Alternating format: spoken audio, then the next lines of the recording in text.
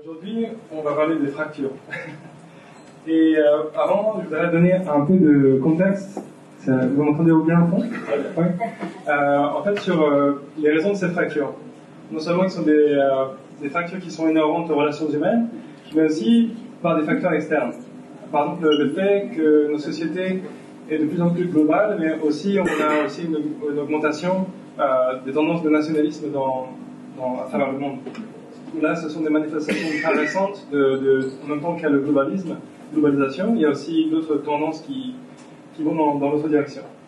Ça, c'est un de mes amis qui s'appelle Souleymane Bachit, et il est le fils d'un politicien, comment dire, Amman, Jordan, merci. Et juste après les attentats du 11 septembre, il était dans son dortoir et il s'est fait agresser au couteau alors qu'il était en train de dormir. Et pas d'activité terroriste, rien du tout, mais la victime du racisme. Aussi, le fait que notre monde est de plus en plus connecté, mais paradoxalement, nous sommes aussi, de plus en plus de gens se sentent de plus en plus seuls. C'est-à-dire que même si la technologie nous permet de faire plein de nouvelles choses, il y a aussi un phénomène d'isolation où on remplace beaucoup d'interactions de face à face, d'interactions digitales qui peut entraîner beaucoup de solitude. Notre paradoxe aussi, c'est qu'on est de plus en plus riche, mais que paradoxalement aussi la société est de plus en plus inégale. Donc il y a de plus en plus d'argent, mais qui est concentré dans de moins en moins de mains. Et l'autre aussi paradoxe, c'est que même si la société globalement est de mieux en mieux, qu'il y a de moins de violence, qu'il n'y a jamais aussi peu de gens qui sont morts dans la guerre de manière violente, mais pourtant, il y a de plus en plus de visibilité de cette violence. C'est-à-dire que vous regardez les médias et vous allez trouver que vous pouvez voir des images sur des fronts de guerre dans pratiquement n'importe quel dans presque n'importe quel jour. Là en Syrie, ou ces dernières semaines, les Rohingyas au Myanmar. Donc je voudrais parler de ces fractures qui sont des conséquences soit directes ou indirectes de ces grands phénomènes, de ces megatrends. Et la première fracture dont je voudrais parler, c'est la fracture de génération. Je suis de la génération Y, j'ai fait notre présentation sur la génération Y et comment travailler avec la génération Y. Qui était dans cette présentation? Parfait. Sinon vous allez être un peu répétitif, donc c'est bien que personne ne soit. Donc en fait, je suis en 1983 et dès le début, j'ai construit mon entreprise en fait sur des valeurs de la génération Y. C'est-à-dire que j'ai pas eu vraiment besoin de changer la structure. J'ai pu construire cette structure avec ces valeurs. Mais c'était un peu en réaction aussi à une situation dramatique qui était la mer Noire dans le golfe du Mexique. Il y avait la mer Noire qui a explosé dans le golfe du Mexique. Et ils ont déployé des centaines, 700 bateaux pour récupérer uniquement environ 3% du pétrole de surface de la mer au Mexique. Et il y avait beaucoup d'absorbants du pétrole qui étaient mal utilisés, mal déployés, et aussi qui faisaient que les gens devaient le récupérer pour récupérer le pétrole à la main. Donc vous imaginez la quantité de pétrole que ça fait, c'était une énorme tâche. Beaucoup de gens tombaient malades à cause de l'exposition non seulement au pétrole, mais aussi aux solvants. Et j'ai eu la chance de joindre une institution avant de créer mon entreprise, qui est le MIT, et pour diriger une équipe de recherche pour développer des robots pour nettoyer la mer Noire dans le golfe du Mexique. Et c'était une expérience extraordinaire où j'avais accès à un super club de voile, mais aussi à des laboratoires de robotique fabuleux. Mais c'était assez frustrant parce que pendant ce temps-là, le pétrole continuait à se déverser, les gens continuaient à récupérer le pétrole, et des gens continuaient à tomber malades et à perdre leurs emplois, on perdait la pêche, on perdait le tourisme. Donc c'était un moment qui était difficile. Et en fait, cette technologie qu'on développait à MIT, elle était très intéressante, mais elle était propriétaire. Elle allait être développée dans 5 ou 10 ans, et elle allait être aussi très chère, vu qu'on allait fabriquer en Amérique à priori. Et donc j'ai décidé de quitter mon job de mes rêves et de créer mon propre organisation. C'est l'organisation Y, donc je vais décrire à partir de maintenant. L'organisation et le produit qu'on a développé au début, ils sont très en parallèle. Donc ce qu'on a trouvé, c'était, au lieu de développer un bateau rigide pour aller récupérer la marée noire, l'idée qui a l'énergie qui vient du pétrole ou qui est électrique, l'idée c'est d'utiliser l'énergie du vent. Une marée noire, en fait, c'est un événement souvent qui est créé par un accident d'origine humaine. Mais une fois que le pétrole est dans la nature, il est contrôlé par les forces naturelles. Le vent, les courants de surface et les vagues. Et donc l'idée, c'était de fabriquer un navire qui fonctionne avec l'énergie du vent. Donc c'est le premier voilier. Et en fait, l'optimiser pour qu'il puisse tirer de la charge. Et pas monter au vent, donc tirer ses bouées qui absorbent. Le deuxième bateau avait un gouvernail avant et un gouvernail arrière. L'idée était de contrôler plus de charge. Le troisième. Et le premier bateau à coque articulée, qui s'appelle Protéi. Donc c'est le premier bateau en fait dont la totalité de la coque peut changer de forme. Donc c'est un principe qui semble très simple, mais ça vient dont les poissons fonctionnent. Donc j'étais très surpris que ce ne soit pas une technologie qui soit déjà brevetée. Donc j'ai fait la recherche pour voir si quelqu'un l'avait déjà breveté.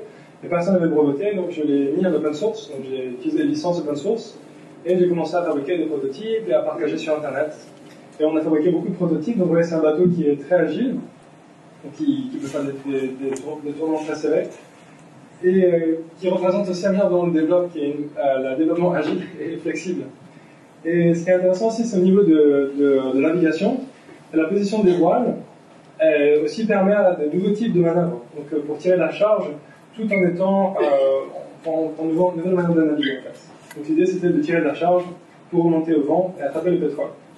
La manière dont on travaille n'est pas une manière rationnelle, c'est plus une manière évolutive. C'est-à-dire qu'on fait beaucoup de prototypes, la plupart ratent.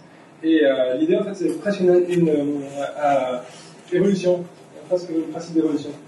On fabrique des protos qui sont pas chers du tout. Par exemple, celui-ci coûtait moins de $50. Donc c'est un bateau qui est fait à partir de balles de plastique, des tuyaux de PVC, pour tester la masse, pour tester les poussées sur la voile.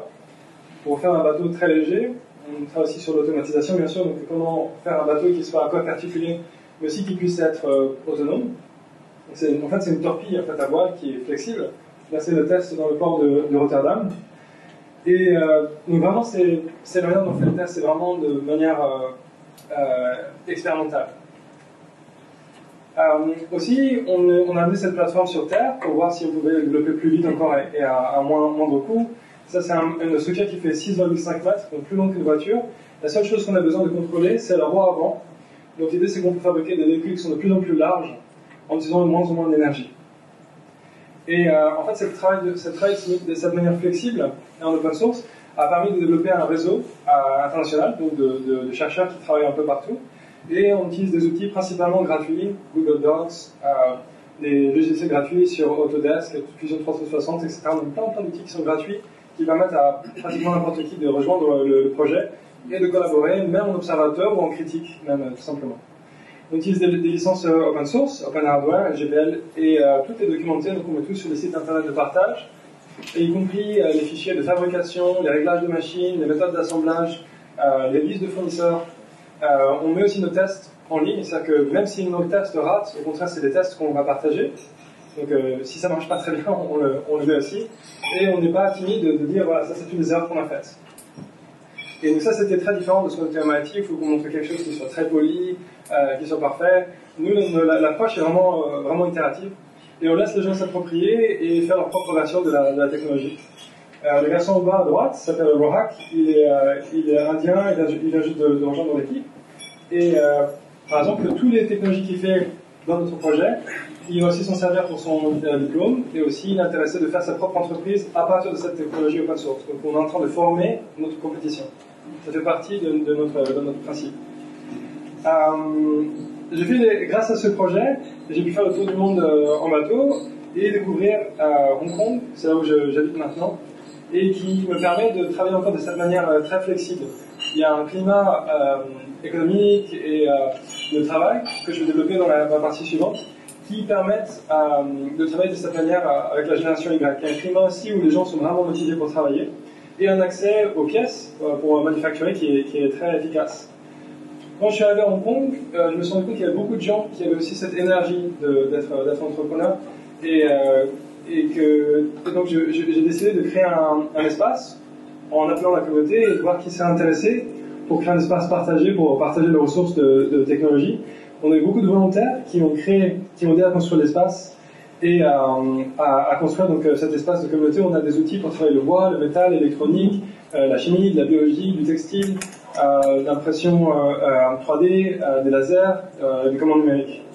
Et on continue à faire des bateaux, on fabrique des voitures électriques, on a fabriqué des véhicules pour les handicapés, des ballons éoliennes, des tentes pour les sans-abri, on travaille avec les réfugiés, les handicapés, les animaux handicapés, on fait des systèmes embarqués, des ateliers de réparation, des systèmes hydroponiques, des turbines à énergie renouvelable, des machines pour récupérer les déchets sur la plage, architecture gonflable. Ça, c'est 3 entreprises qui sont sorties de notre espace dans les un an dernier. Une entreprise qui fait des turbines à vent, qui fonctionne par l'effet de flutter effect, qui vibre. Ceci, c'est une imprimante à panneau solaire. Ça, c'est un écran 3 dimensionnel. C'est une sorte de télévision, en fait, qui est un cube. Vous voyez l'objet en 3 dimensions sans avoir de lunettes. Et ce dont on est le plus fier, c'est qu'on essaye d'apporter cette méthodologie d'innovation ouverte dans les écoles. Et donc, cette année, nous avons fabriqué 4 bancs, en fait, qui sont un établi en fait, dans lequel vous avez les outils à bois, à métaux, l'électronique, la machine à coudre, les sets de chimie bio, le drone et l'impression 3D. Et donc, dans un seul établi, on peut transformer une école et les aider à développer des contenus et cette méthode d'invention. Donc, c'est les enfants qui construisent eux-mêmes le banc. Et donc ça, au début, on avait juste une branche ici. Et il y a 6 mois, on ouvrait une deuxième branche, et en mars, on espère en ouvrir une 3e. Et ça, ce sont des écoles partenaires dans lesquelles on va ouvrir des labs d'innovation comme ça.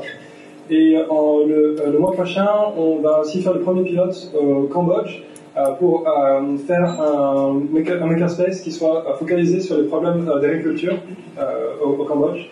Et on a des demandes d'autres pays comme la Philippines et l'Indonésie. Donc, ce que je vais vous montrer, c'était que ce que j'ai fait quand j'étais à MIT, c'était vraiment dans ce domaine-là. Donc, on était concentré sur développer une technologie pour gagner beaucoup d'argent. Chaque personne avait une responsabilité, alors que maintenant, on n'a pas vraiment de responsabilité. On donne on explique qu'est-ce que c'est le projet, et c'est les collaborateurs en fait qui décident de se saisir des projets. J'étais obligé d'être à l'heure. Maintenant, on travaille avec des gens qui sont dans tous les fuseaux horaires, donc on travaille vraiment sur la flexibilité, beaucoup de collaboration asynchrone. Avant, j'étais dans un modèle propriétaire. Maintenant, on fait tout en open source. Avant, quand je travaillais, mon nom ou le nom de collaborateur n'était pas sur le travail. Maintenant, tous les petits morceaux de code, vous pouvez les voir dans GitHub, vous pouvez voir qui a écrit cette ligne de code. Avant, on était dans une logique d'évolution de carrière. Et maintenant, dans mon entreprise, on essaie d'avoir un système méritocratique. Il y a des mois où il y a des employés qui travaillent plus que moi, qui gagnent plus que moi. C'est très courant. Et au niveau de la loyauté, finalement, on sait que nos employés, la plupart, ils vont venir se former chez nous, travailler quelques années, on sait qu'ils vont partir ou trouver d'autres choses. On essaie de les garder, bien sûr, on fait tout ce qu'on peut pour les garder. Mais on fonctionne, en fait, c'est un système aussi d'opportunisme dans le sens où ils apportent aussi leurs projets. Tous les projets que vous avez montrés, ce sont des projets qui sont... sauf le bateau, c'est moi qui ai commencé, mais les autres, c'est des projets que les employés souvent ont commencé. Donc ceux qui sont les porteurs de projets, donc on s'accroche aussi à la passion de nos employés. Donc ça, c'est la première grande tension, c'est que la tension entre générations est très importante finalement, parce que en tout cas les gens avec qui je travaille dans la génération Y fonctionnent plus sur ce modèle-là. La deuxième tension, ce que je voulais parler, c'est notre business model. On est une entreprise à but environnemental. Le principe du but environnemental, c'est qu'on se pose de dire qu'on est la partie la moins importante du système. Si notre système nature est bousillé, on ne pourra pas avoir un système humain qui fonctionne, on ne pourra pas se nourrir, donc on ne pourra pas construire d'ordre social, on ne pourra pas construire de technologie. Et donc ça veut dire qu'on doit avoir un modèle économique qui est en fait inversé. On a une entreprise qui est une entreprise à but social et environnemental. Et ça veut dire que la manière dont on doit faire nos choix, ou dont on décide de faire nos choix, c'était ça qui était difficile de convaincre nos investisseurs, c'est qu'on ne fait pas des choix qui sont guidés d'abord par l'argent, bien sûr on doit avoir l'argent, mais qui sont guidés, on essaye autant que possible d'être dans cet ordre-là de priorité. Donc on a des techniques tout simples, où on essaye de voir quels sont les projets qui vont avoir le plus d'impact environnemental et social, par exemple, mais qui vont aussi nous apporter du profit.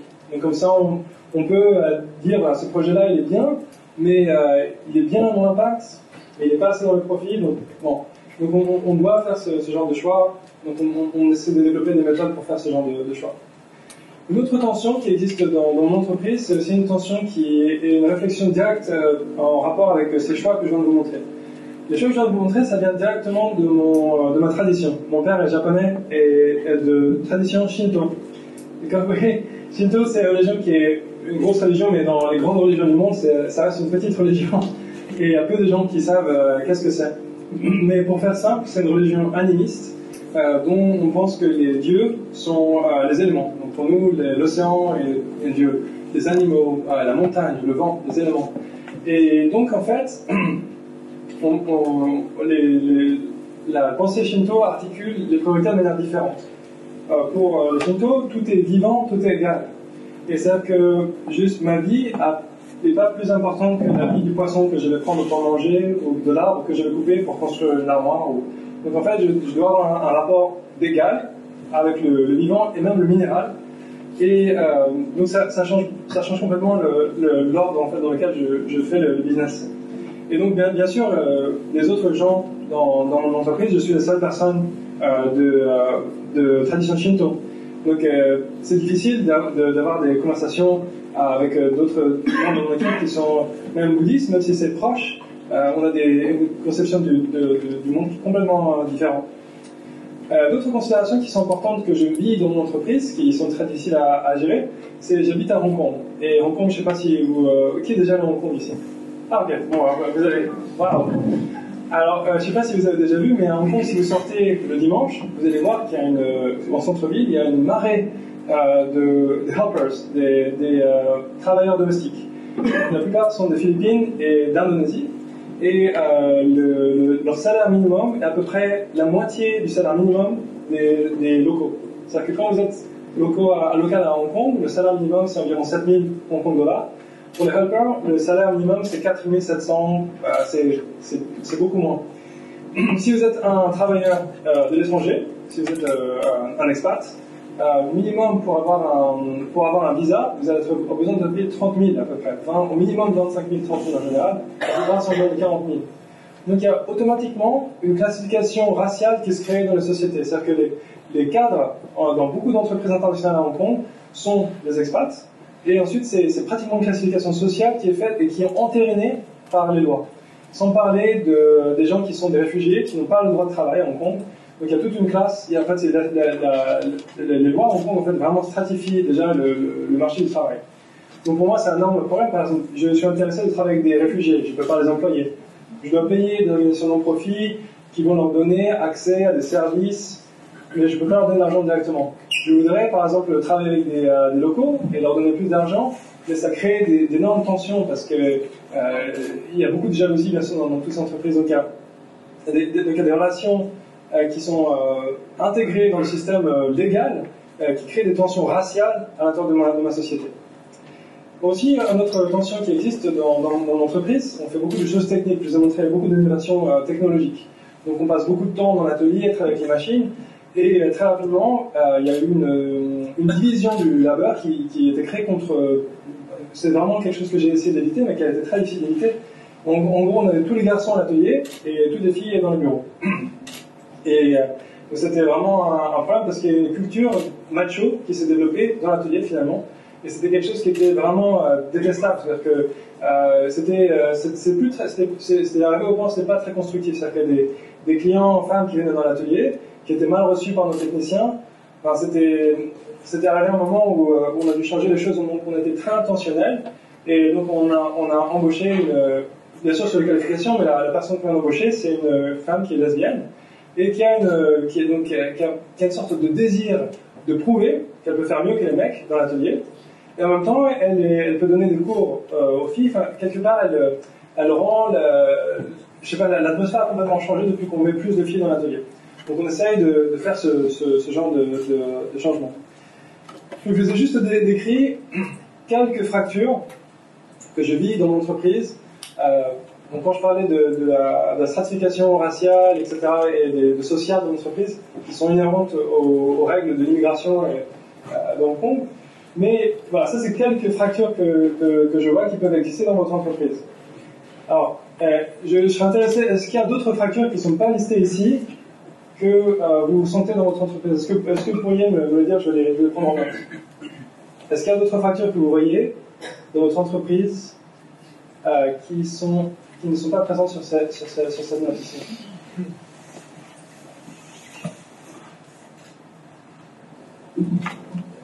C'est pour vous? Syndical, parfait. Ouais, tout à fait.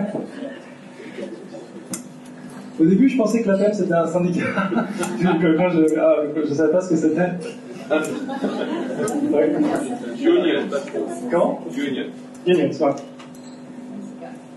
Quelles autres fractures vous ressentez dans vos entreprises? Syndical. Col bleu, col blanc. Col bleu, col blanc, parfait. Ouais. Ouais.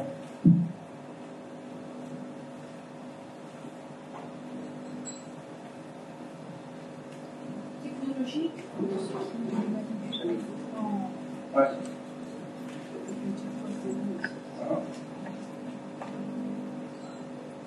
Il y a front office, back office, ceux qui sont en face du client et ceux qui travaillent dans les poussins. Tout à fait.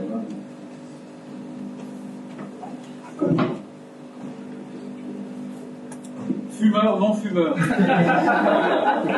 Végétarien.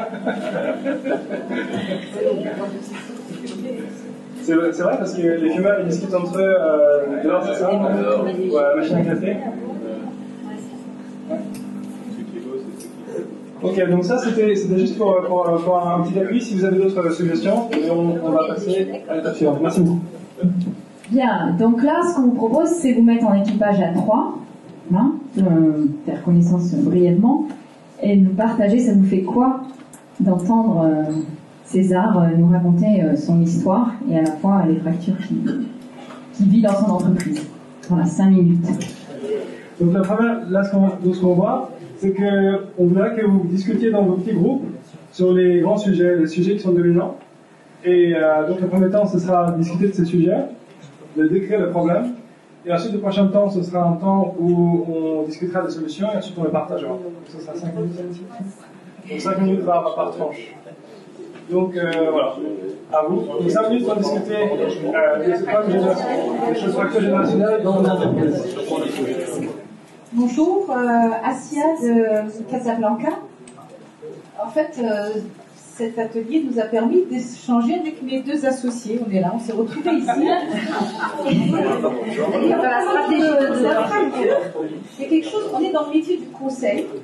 Et donc on travaille beaucoup en tant qu'associé, patron, voilà, et le temps ne le compte pas, et le dimanche et le samedi et la semaine sont mélangés. Et en fait, on grandit et on recrute des jeunes consultants, thèses bien faites. Et ce que les jeunes consultants sont en train de nous renvoyer, c'est que leur relation au travail est complètement différente. Les clients, oui, il faut tenir les engagements, il faut effectivement travailler, mais moi, mon temps privé et mon temps à moi, je ne suis pas là pour être corvéable et travailler également. Ma relation au travail, à un moment donné, ma sphère privée. Voilà. Et ça, on nous a renvoyé ça à la gueule, au visage, et ça nous a énormément interpellé sur la relation au travail de la génération Y, la relation au travail de la génération Y avec la nôtre de dirigeants d'entreprise. C'est un exemple qui nous a interpellé. D'autres qui ont un exemple de fracture générationnelle. Partagez.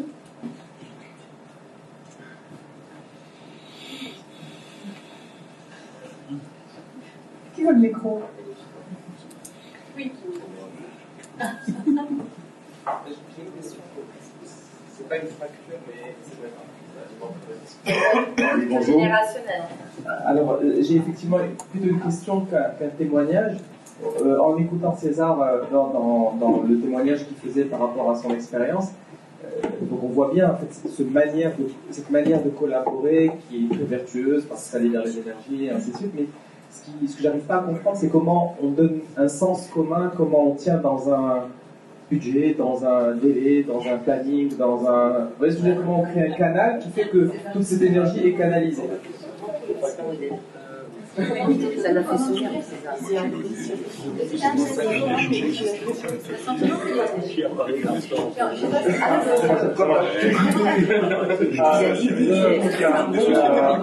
En fait, il y a certaines tâches qui sont critiques. En fait, il y a vraiment deux types de tâches, les tâches critiques et les tâches non critiques. Et donc, les tâches non critiques sont des tâches qui sont ouvertes, donc les gens peuvent s'en saisir. Donc celle-ci, c'est un peu plus flexible. Et les tâches sur lesquelles on utilise le plus d'argent, finalement, c'est les tâches critiques. Et aussi, ça vient de la nature de notre financement. Au début, on était financé par le crowdsourcing. Donc ça nous a permis en fait, d'avoir la flexibilité. Ah. La réponse, c'est un robot.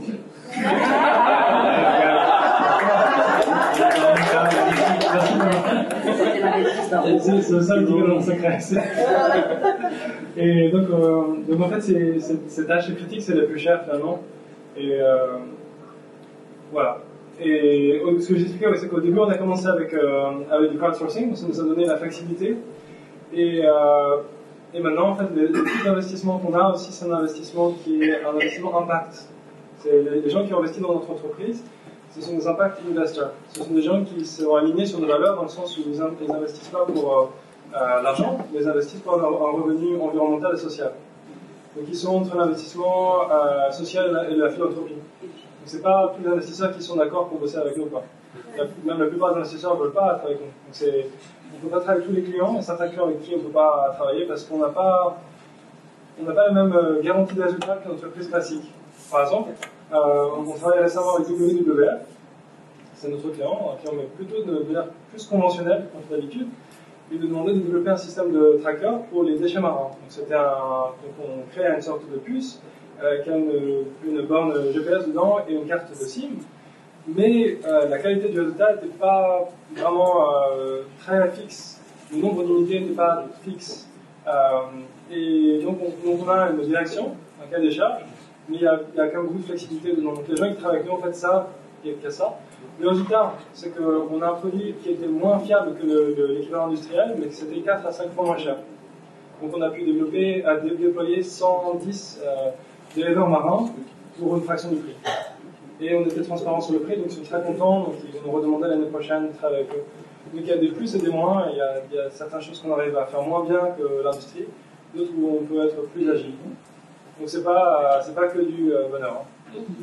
Il y a aussi des difficultés parce que il y a des gens qui pensent que c'est un projet ouvert, donc ils pensent qu'ils peuvent faire n'importe quoi, n'importe quand aussi, ça arrive beaucoup. Donc il faut être encore plus ferme, j'imagine, que si c'était dans une entreprise où ils s'attendent, parce qu'il y a des règles qui sont fixes. Alors que là, c'est plus une danse. Qui mène la danse? Ah oui.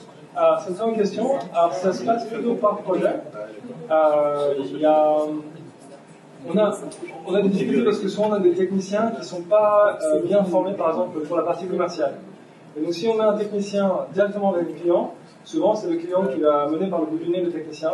Et là, on a le cahier des charges qui continue à changer pendant le projet. Ça, c'est difficile. Et vous connaissez l'inverse, c'est pareil, quand vous avez un commercial qui travaille avec un client, il va parler de chiffres, il n'a pas beaucoup de technologie. Donc on commence à grossir assez pour qu'il y ait plusieurs personnes qui travaillent avec le client, pour qu'il y ait aussi une sorte de tête de groupe. En général, comme je l'expliquais sur le projet précédent, c'est une danse, quoi. Ça fait le client va nous dire, on voudrait changer ça, on ajuste, des fois on doit aussi ajuster le devis.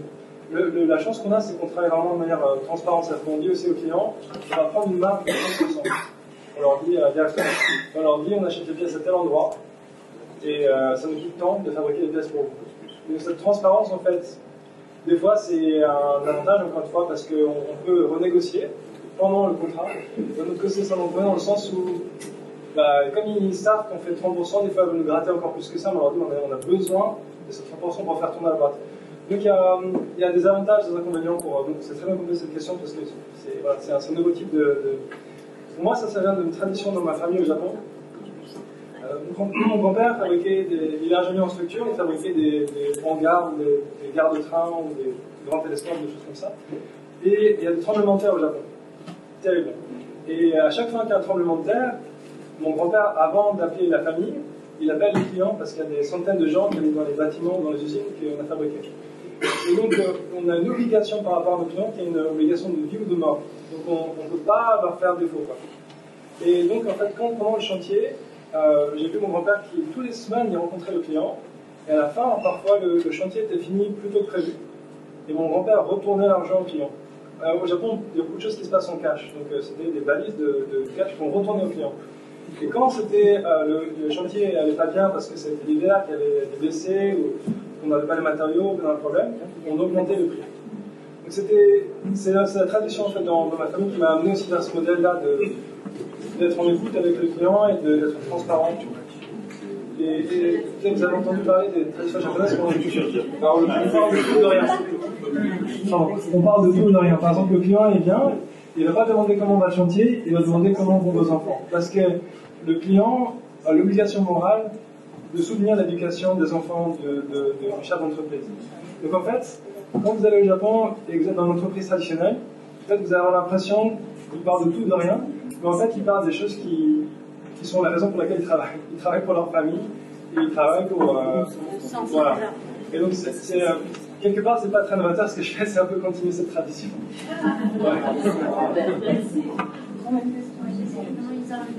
Oui, bonjour. Je voulais témoigner sur une fracture générationnelle.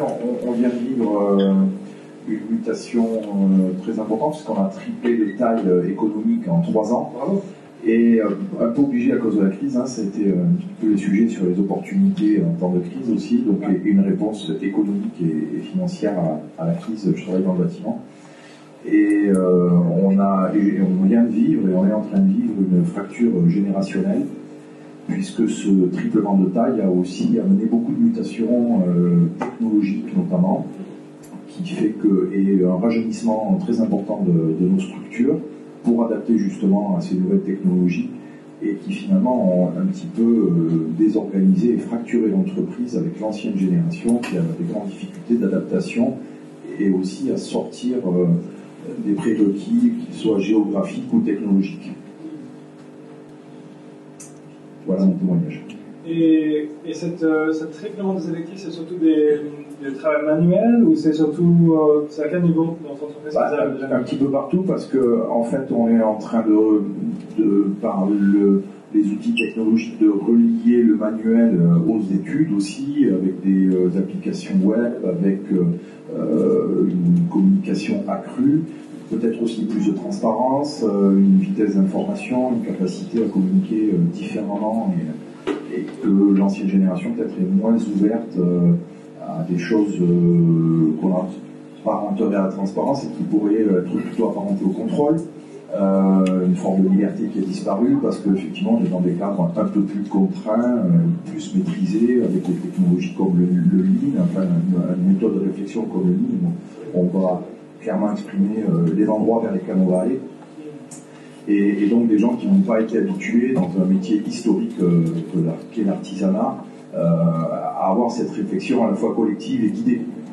Alors qui sont les personnes qui souffrent dans cette transition? C'est plutôt un petit peu tout le monde, hein, un petit peu tout le monde, parce que finalement cette fracture elle appartient aussi à des gens qui étaient des gens plutôt dans les bureaux mais qui doivent aussi changer leur mode de pensée et leur mode de travail, et aussi des gens qui reçoivent sur le terrain ces informations et qui eux-mêmes n'étaient pas forcément prêts. Et comme au travers de la mutation technologique, on a aussi mis en œuvre des mutations de production avec peut-être plus de sous-traitance, avec des rapports différents au monde extérieur et à la construction. Donc finalement, aujourd'hui, on a switché, je dirais, même si c'est pas très joli, l'encadrement avec des gens beaucoup plus jeunes et qui, pour eux, comme ils n'ont pas d'acquis anciens, tout ce qu'on leur demande sont des choses normales, ils sont en mode éponge et ils acceptent tout à fait, et ils aiment bien même ces nouvelles missions parce qu'ils sont très tôt responsabilisés sur des cadres tout à fait différents et beaucoup plus larges. C'est un super témoignage. Et on voulait faire des étapes suivantes. On va dans les solutions. Alors donc là on a entendu des préoccupations. Le dernière ligne droite, il reste combien de temps? Un quart d'heure, classique. Donc, vous avez une question ici? Oui, il y a une petite préoccupation également pour avoir vos idées ou votre éclairage par rapport à ça. C'est en lien avec je ne sais pas si on peut dire la fracture technologique, mais plutôt l'hyperconnectivité. Les évolutions des relations avec nos clients nous amènent à utiliser des outils sans cesse plus proches finalement de l'immédiateté, on est passé du courrier papier en 10 ans au mail et maintenant au Slack, au Basecamp, avec des notifications qui peuvent transformer nos ordinateurs en sapin de Noël parce que effectivement entre le Slack, le Basecamp, le Trello, le mail, les SMS, etc., ça peut devenir, même pour j'allais dire, évidemment la concentration, mais aussi le cerveau humain, assez compliqué à gérer. Et là, on voit vraiment dans l'entreprise des gens qui finalement sautent à pieds joints là-dessus pour profiter de « oui, je réponds d'un mot, tout de suite, je suis informé, je sais, l'information circule », quelque chose de bien plus puissant qu'une structure pyramidale prédéfinie. Chacun prend la partie d'information qui l'intéresse et tout le monde est informé. Et d'autres qui sont effectivement en protection ou en distance par rapport à ça, peut-être à raison d'ailleurs, avec la question derrière de savoir si le cerveau humain est capable de gérer tout ça en même temps. Voilà donc mon interrogation par rapport au éclairage sur ça. Et je me pose la question, c'est est-ce que vous pensez que ce que vous décrivez, c'est une des raisons pour laquelle de Casa, que justement les jeunes justement ont une séparation entre leur vie privée et vie publique? Est-ce que c'est parce qu'il y a trop d'informations? Non. Est-ce que les jeunes sont capables de gérer cette information et penser, ou qu'ils sont capables mais ils ne veulent pas mélanger? Ils ne peuvent pas mélanger, c'est-à-dire leur rapport au travail, leur relation au travail, ce que le travail me nourrit et m'apporte, à un moment donné, il a mes limites parce que j'ai ma vie ailleurs. Et j'ai d'autres sources d'épanouissement que le travail. Oui, moi je voulais rajouter que j'ai le sentiment parfois que la porosité se fait à sens unique. C'est-à-dire qu'il y a la protection de la vie privée, mais sur le lieu du travail, il n'y a pas la protection du travail. Comment ça se manifeste? Ils sont en live avec d'autres choses que leur activité professionnelle. Je traduis, mais peut-être pas besoin d'un traducteur, mais. Ça sur Facebook au boulot. Voilà, exactement. Voilà. Ils sont sur Facebook au boulot. Mais par contre, il ne faut pas aller regarder le Slack à la maison. C'est une très bonne problématique. Pour transiter dans la partie suivante, on a 15 minutes. Pour faire, on va dire, vers 5 minutes, pour discuter des solutions, justement, comment vous allez... Comment concrètement vous gérez ça dans vos entreprises? Parce que la fracture est plus ou moins nommée, mais tout le monde a... Voilà, c'est une difficulté que vous avez partagée, de fracture générationnelle, de fracture d'engagement, de fracture de leur relation au travail. En fait, c'est tout un peu la même chose. Ce qui est intéressant là d'en discuter, c'est qu'il y a des gens qui ne sont pas forcément à l'aise avec le mot fracture, parce que c'est un mot qui est très fort. Il y a des gens qui, comme moi, qui sont... C'est un outil de travail. Donc on prend 5 minutes effectivement pour dire comment vous faites pour le gérer dans votre entreprise, concrètement, aujourd'hui. Vous avez des questions? Ou par rapport à son expérience, parce que c'est surtout l'expérience de César, son engagement, son témoignage, il est lui-même, je trouve, il incarne merveilleusement bien cette génération Y. Et donc de conclure et de répondre à vos questions par rapport à des pistes que vous auriez élaborées, qui puissent nous aider à nous engager sur ce chemin. César, je te passe le micro. Qui a une première question? Questions ou commentaires, échanges? Faites attention pour réparer la fracture. Alors justement, moi je disais déjà, quand on a une fracture, la première chose c'est peut-être de la nommer en équipe et donc de prise de conscience, c'est-à-dire de tous prendre conscience que la fracture est là et juste d'en parler. Donc rien que ça permet de trouver des solutions qui seront celles de l'équipe, et je pense qu'il n'y a pas de solution universelle. C'est chaque équipe trouve sa voie en fonction de sa contribution. Celui qui peut apporter, un jour il pourra apporter ça, un mois il pourra peut-être faire autre chose. Et pour moi ce qui est important c'est quelle que soit la fracture d'ailleurs, c'est déjà de prendre conscience en équipe. Et à partir de là, la magie de l'équipe, justement, fait que la solution se trouvera et l'équipe A n'aura pas la même que l'équipe B, etc. Donc, je ne sais pas répondre à une question, qu'est-ce que je peux entreprendre, mais juste déjà en parler en équipe, je pense que c'est déjà la première chose à faire. Et après, je pense qu'il faut faire confiance, quoi. Le reste suivra. Voilà, c'est un peu comment je voulais réagir à cette question. Une autre?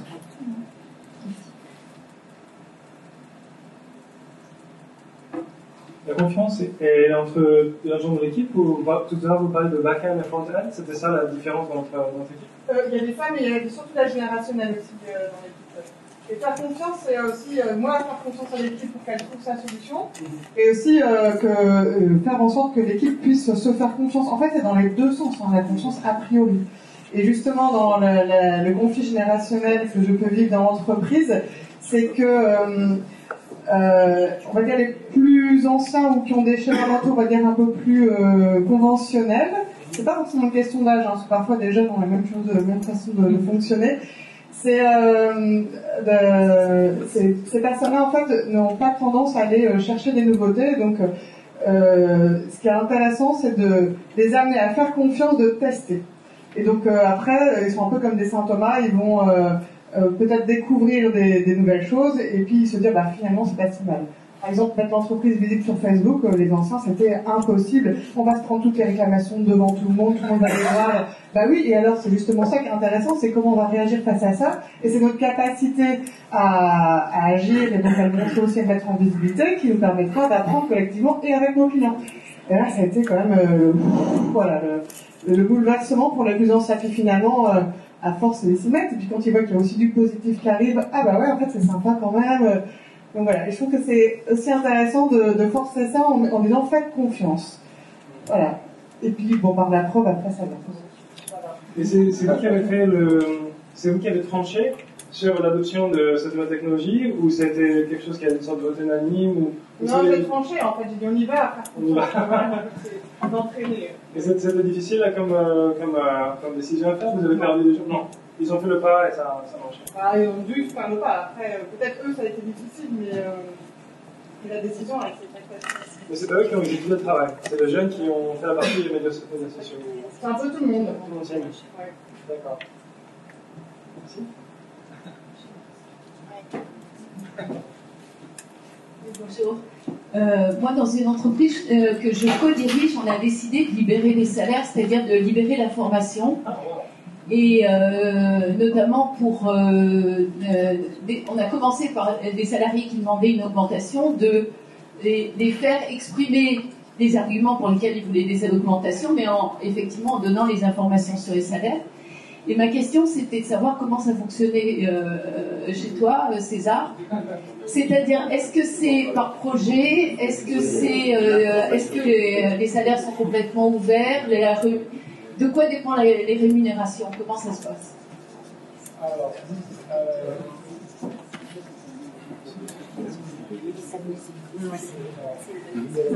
dans notre entreprise, on a commencé comme on est une entreprise sociale, et comme je suis actionnaire, comme j'étais actionnaire principal au début de la société, en fait au début j'avais un salaire qui était le plus bas. J'avais le plus bas salaire en fait, de la société. J'étais au niveau 4, si vous voulez, de ma société au début. Et aujourd'hui, maintenant, je suis à peu près au niveau 2 au niveau de mon salaire personnellement, et mes employés de niveau 2 et 3 le savent. Les employés de niveau 4 le savent pas. Ils ne connaissent pas ça. Parce que, en fait, ici, il y a un mélange d'employés qui sont à des mi-temps et des employés qui sont aussi des freelances. Et donc, ils n'ont pas accès forcément à tous les codes, si vous voulez. Par contre, tous les gens qui sont vraiment dans le cœur de la société, eux, ils ont accès, en fait, ils connaissent les salaires des uns des autres. Et la raison pour laquelle c'est ça, c'est parce qu'en fait, il y a une sorte de cours, en fait, ici, et on sélectionne, en fait, dans nos freelances, et on les fait remonter petit à petit, on essaie de les embaucher, quoi. En fait, notre intention est toujours de les embaucher. On prend des apprentis, des stagiaires, on espère toujours qu'on peut les faire monter, donc on les forme. Mais c'est une seule fois qu'ils sont dans cet espace-là. Après, c'est une question d'échelle. Je pense que si vous avez une très grande entreprise, ça va être différent. Moi, aujourd'hui, la manière dont j'essaie de faire, c'est d'avoir un salaire de base qui est correct, mais d'intéresser le plus possible les employés sur leur activité personnelle. Est-ce qu'ils participent au montant ou c'est toi qui c'est toujours une discussion, c'est pas moi qui décide tout seul des salaires. En général, c'est le niveau 1 et 2 qui décide des salaires. Qui décide pour le niveau 3. Et le 3 qui décide en gros pour le niveau 4. Et récemment, il y avait pas mal de gens au niveau 3 qui étaient mieux payés qu'au niveau 2 pour des questions de quantité de travail. Parce que en fait ici, par exemple au niveau décisionnel, il y avait des gens qui étaient assez seniors, qui n'avaient pas besoin de travailler nécessairement beaucoup d'heures, alors qu'ici, il y a des gens qui bossaient à temps plein. Donc en fait, notre structure de salaire, à un moment, elle était quasiment inversée. C'est-à-dire que les gens qui étaient face des clients, c'est ceux qui avaient le plus d'heures, finalement, qui étaient les mieux payés, et ceux qui étaient en haut qui étaient les moins payés. Mais ça, ça change en fait. Ça change beaucoup mois par activité. Au numéro 1, c'est la chef des opérations. Parce que sans elle, il y a. Voilà, je vais être capable de dormir la nuit, parce que ça fait 3 ans quasiment que je travaille 24 heures sur 24, parce qu'on nous donne 24 heures sur 24. Donc, c'est pas vivable si j'ai pas quelqu'un pour faire l'opération. Maintenant, il faut qu'on ait quelqu'un d'autre pour faire la partie de nuit aussi, pour qu'elle puisse dormir aussi. Ça, c'est la personne vraiment qui a ajouté. Et le business développement. Une dernière question. Simplement pour m'intéresser sur ce sujet, le rapport à l'heure, finalement, c'est un peu surprenant parce que ça peut être autre chose dans une approche moderne où ça peut encourager, entre guillemets, l'inefficacité. Tout à fait. Le rapport à l'heure, c'est pour les. Comment dire le verbe en français? C'est pas pour les. Par exemple, quand on parlait de blue collars, col bleu, col blanc, par exemple, comment dire, les travailleurs dans l'atelier, c'est quelque chose quand ils travaillent dans la physique, c'est facile de le voir, n'est-ce pas? Donc on peut garder une certaine idée du rythme de production. Alors que quand quelqu'un est devant l'ordinateur, s'il fait du code, on peut le voir. S'il fait du business développement, l'efficacité d'un business développement, c'est vachement plus difficile à mesurer. Donc il y a certains jobs qu'on va payer par l'heure, parce que c'est plus difficile de mesurer les input output, et d'autres qu'on va mesurer par projet. Et c'est là peut-être que la différence est plus facile, là c'est plus par l'heure, et là c'est plus par projet. Parce que si c'est parti, ils sont plus en freelance et en temporaire. J'ai une question pour toi, je pense pour l'Assemblée. Je pense qu'il y en a beaucoup qui se posent la question de quelles sont les différences entre tes différentes entreprises et s'il y a des modèles différents pour chacune de tes entreprises. Ouais, super différent. J'ai 3 entreprises. Donc une qui fait, donc ça ce que j'ai décrit, c'était MakerBay, c'est le laboratoire d'innovation. On est 8 aujourd'hui avec une quinzaine de freelance. Et on devrait être 22 à temps plein l'année prochaine, et avec une vingtaine de freelance. Donc ça c'est ce que j'écrivais à l'instant. Les autres entreprises, Scarbots, c'est complètement différent. C'est un réseau beaucoup de volontaires. Il y avait juste une personne qui était salariée, qui faisait la partie comptabilité. Voilà, c'était une structure très très légère. Et la partie d'art, c'est différent. Donc là, c'est plus de l'import et de l'export. Donc là, c'est beaucoup plus classique. C'est une entreprise normale, dans le sens où voilà, on a nos fournisseurs et on vend des œuvres d'art. Donc les 3 structures sont très différentes. Et la dernière, c'est une fondation. Donc c'est basé sur des donations principalement. Donc on fait des projets que quand on a des donations on fait des dossiers, on gagne de l'argent de bourse et puis on exécute des projets. Certains de ces projets sont sous-traités par MakerBay, par la for-profit. Donc 3 entreprises, 3 fonctions différentes de fonctionnement. On va penser à conclure cet atelier. C'est la raison de timing, et puis d'estomac peut-être qui vont s'occuper. Merci beaucoup César. Merci beaucoup.